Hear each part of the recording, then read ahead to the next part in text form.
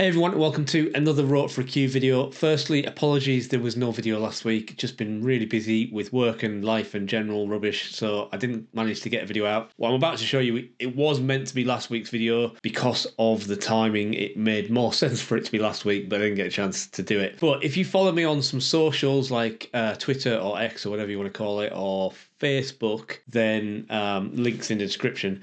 Then you may have seen this video already, but don't worry if you don't follow me on those socials because I don't really use them that much, so you're not really missing out on too much. So this video is about a reverse colours clearance challenge against the clock, which ITV Sport were running mainly during the mixed doubles tournament a few weeks ago, and also a little bit during the Tour Championship coverage on their channel. And they're getting pros to try and do a reverse colours clearance challenge against the clock. So they did this last year, and they asked people at home to submit their attempts, and some people did. Some other YouTubers, namely Break From Life, got on TV, and I didn't at the time because I wasn't good enough really to do a reverse colours clearance challenge. But they were doing it again, but I didn't actually see them ask for submissions, but I thought, what the hell, I'll give it a try. But unfortunately, they weren't looking for submissions from home, and they didn't show my attempt on TV. They didn't even acknowledge my tweet where I sent it to them, but never mind. So I'm going to show it to you now. Now, reverse colours clearance is not something I've ever practiced before. I've never even tried it before because I didn't feel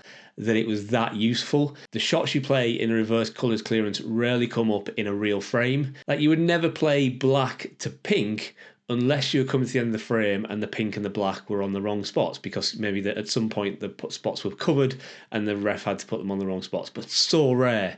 So it's very unlikely you'll need to play those shots. But because the challenge was on TV, I thought, what the heck. Then lo and behold, if you also subscribe to Break From Life's channel, he does a weekly short, which is a sort of practice challenge, and last week's was the reverse colours clearance. So what the hell, let's show it. Before we do though, if you're new to Wrote for a Q or you've been watching the videos without being subscribed, please do consider subscribing to the channel. It really does help the channel. I can't stress enough how much subscribers help the channel, and you'll be doing me a huge favour. Anyway, let's take a look at my first ever successful reverse colours clearance. So just like on TV, timer starts as soon as I strike the cue ball, and didn't quite get that shot right. I normally was playing that pink to the middle, but ended up being nice on it to the yellow pocket, so that's what I played. And then I overran this on, ended up high on the blue. So at this point I wasn't really rushing because I thought I'd messed it up, to be honest with you. I had left myself this easy pot on the blue, but a bit more difficult position because obviously the cue ball's having to go up and down. But I actually get pretty much, I mean, not perfect on the brown, I'm a little low. Ideally you want to be slightly high on the brown so you can just stun out for the green, but I play the brown pretty well.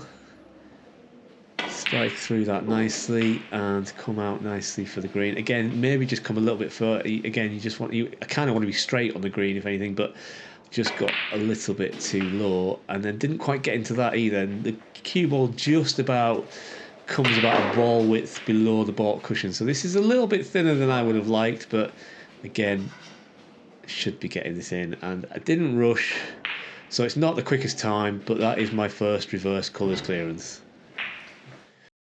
Well, there you go. As I say, it's not something I really practiced. It took me maybe about 7 attempts to do my first successful one. That's no lie. It did actually took me only about 7 attempts. So I was pretty happy with that. I haven't practiced it since. This was sort of 3 weeks ago when I did that. And it's probably not something I'm going to practice on a regular basis because, as I say, the shots you play in that are not really going to come up very much in real snooker matches. Very similar shots might come up, or very rarely those shots might come up, but probably not something to spend a lot of time practicing on. The only good thing about being able to do a reverse colours clearance challenge is I'd like to be able to at some point do a normal direction colours clearance, then a reverse and normal, and basically see how many times I can do that. But that's for future, long way off in the future videos. But at least I got my first one under my belt. So anyway, thanks for watching again. Hopefully next week's video will be a bit more content rich, let's say, and I will see you then. But in the meantime, if you want to have a look at the video of me doing the correct direction colours clearance challenge for BBC TV coverage during the World Championships 2023, then it's almost the anniversary of that video, so go and check that out up on the link above. But I'll see you in the next video.